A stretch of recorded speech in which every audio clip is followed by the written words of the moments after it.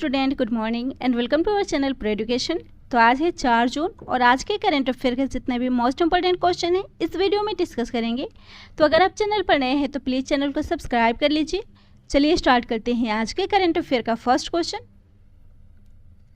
आज का पहला क्वेश्चन है, WHO कार्यकारी बोर्ड के अध्यक्ष हाल ही में कौन नियुक्त किए गए हैं?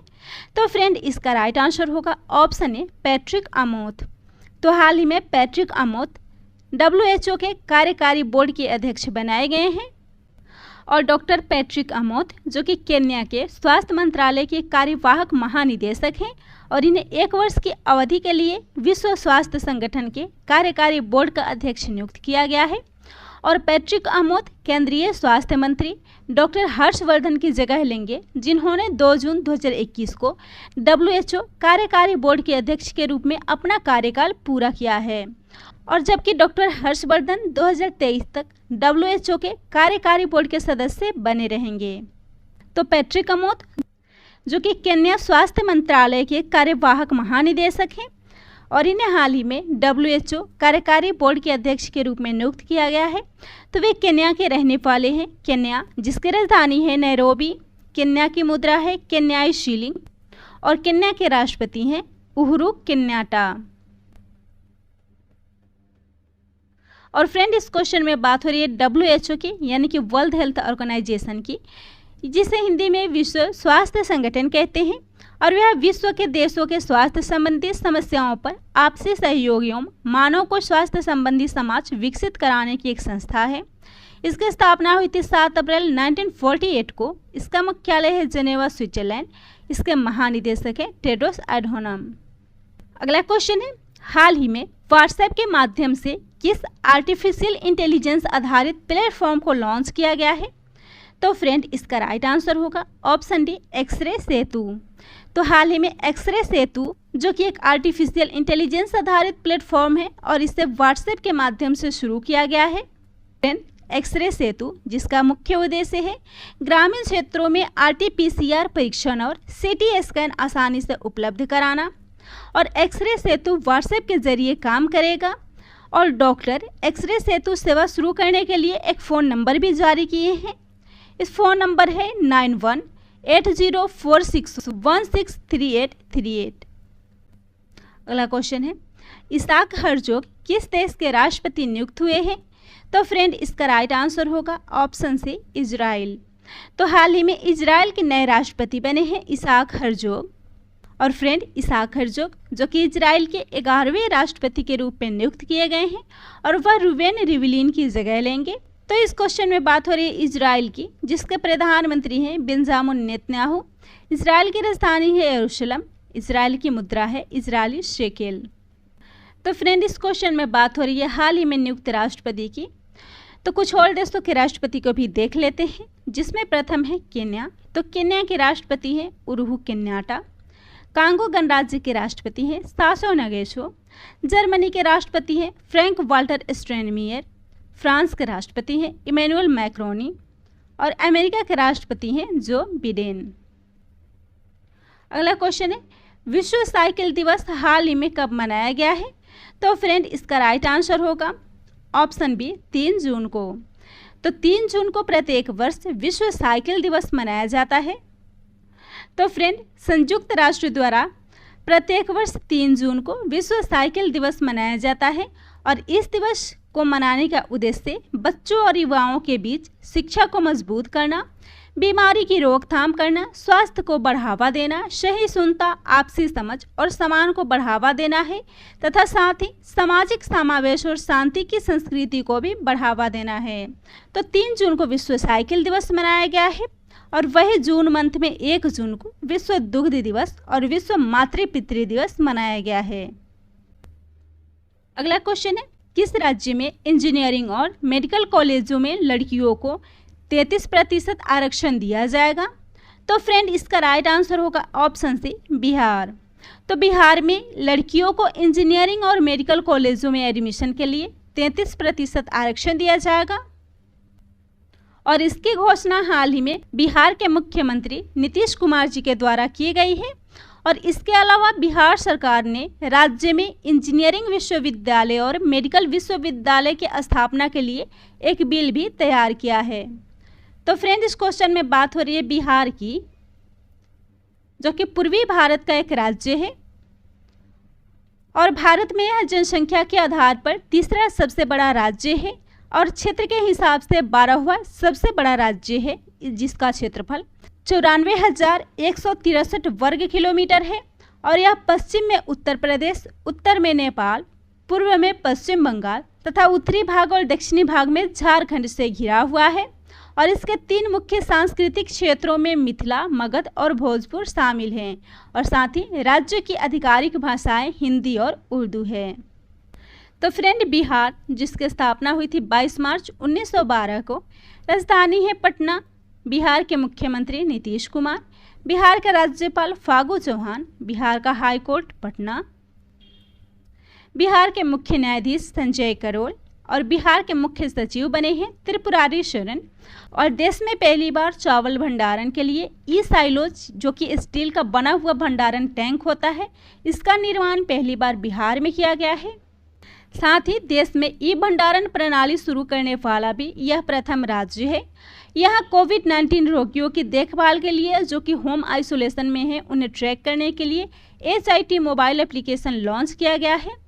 वही भगवान बुद्ध की विश्व की सबसे लंबी मूर्ति को बिहार के बोध गया में स्थापित की जाएगी। इथेनॉल पर अलग नीति बनाने वाला यह दुनिया का पहला राज्य है और यहाँ देश की पहली एकीकृत सौर ऊर्जा और जल विद्युत परियोजना का निर्माण भी किया जाएगा। अगला क्वेश्चन है, पहली बार बर्ड फ्लू H10N3 से मनुष्य में संक्रमित होने वाला मामला किस देश में देखा गया है? तो इसका राइट आंसर होगा ऑप्शन ए, चाइना। तो चाइना, जहां पहली बार बर्ड फ्लू से मनुष्य में संक्रमित होने का मामला देखा गया है। तो फ्रेंड, चीन, जहां बर्ड फ्लू के H10N3 स्ट्रेन से पहली बार कोई इंसान संक्रमित हुआ है और इससे पहले दुनिया में आज तक H10N3 स्ट्रेनों से इंसानों के संक्रमण का कोई मामला सामने नहीं आया था। तो फ्रेंड, बर्ड फ्लू, जो कि इन्फ्लुएंजा टाइप ए वायरस की मदद से फैलने वाला बर्ड फ्लू एक संक्रामक रोग है और आमतौर पर इसका वायरस चिकन, कबूतर और पक्षियों में पाया जाता है और इन्फ्लुएंजा वायरस के बहुत सारे स्ट्रेनों जैसे कि H5N1, H7N3, H7N7, H7N9 और H9N2 होते हैं और उनमें कुछ हल्के होते हैं जबकि कुछ अधिक संक्रामक होते हैं और उससे भी बड़े पैमाने पर पक्षियों की मौतों का खतरा होता है। तो फ्रेंड, इस क्वेश्चन में बात हो रही है चीन की, जिसकी राजधानी है बीजिंग, मुद्रा है रेनमिनबी और राष्ट्रपति हैं शी जिनपिंग। और इस क्वेश्चन में बात हो रही है हाल ही में आई चीन में बर्ड फ्लू की और इससे पहले हाल ही में ऑस्ट्रेलिया में चूहों की संख्या बढ़ने के कारण वहां प्लेग महामारी घोषित की गई है। वही हाल ही में WHO द्वारा भारत में सबसे पहले पाए गए कोविड-19 के नए वेरिएंट का नाम कप्पा और डेल्टा रखा गया है। अगला क्वेश्चन है, हाल ही में रणवीर सिंह किस रक्षा बल के नए उप प्रमुख नियुक्त हुए हैं? तो फ्रेंड, इसका राइट आंसर होगा ऑप्शन बी, नौसेना। तो हाल ही में रणवीर सिंह नौसेना के नए उप प्रमुख नियुक्त किए गए हैं। तो friend, vice admiral Ranveer Singh नौसेना स्टाफ के उप प्रमुख बनाए गए हैं, जो MS पवार की जगह लेंगे, जिन्होंने 31 मई को सेवानिवृत्ति ली है। तो इस क्वेश्चन में बात हो रही है नौसेना की, जिसकी स्थापना हुई थी 26 जनवरी 1950 को। इसके अध्यक्ष एडमिरल करमबीर सिंह और इसका मुख्यालय है नई दिल्ली। तो फ्रेंड, इस क्वेश्चन में बात हो रही है नौसेना उप प्रमुख की।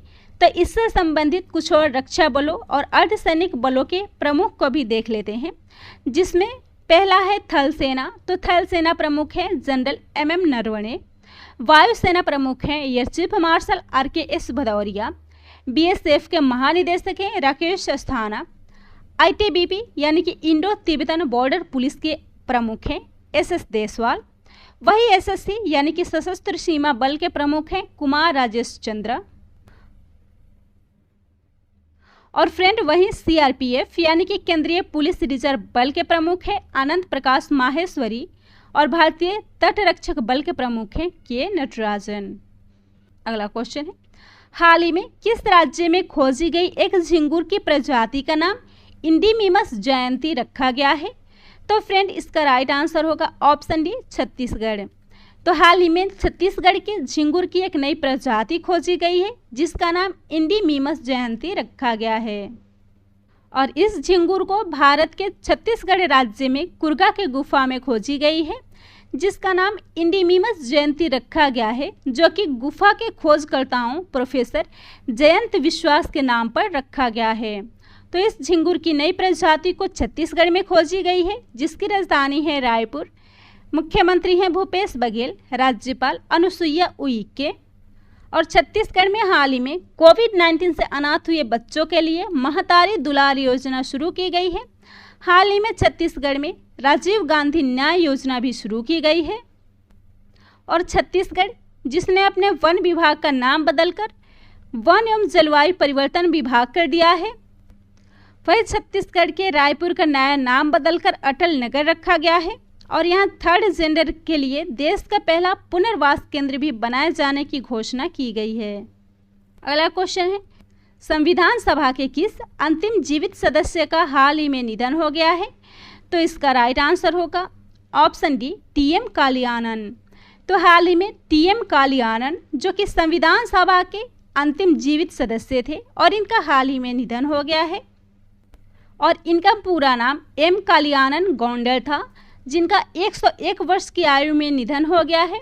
और उन्होंने 1952 और 1967 के बीच तमिलनाडु में विधान परिषद के सदस्य और 3 बार विधायक के रूप में कार्य किया था।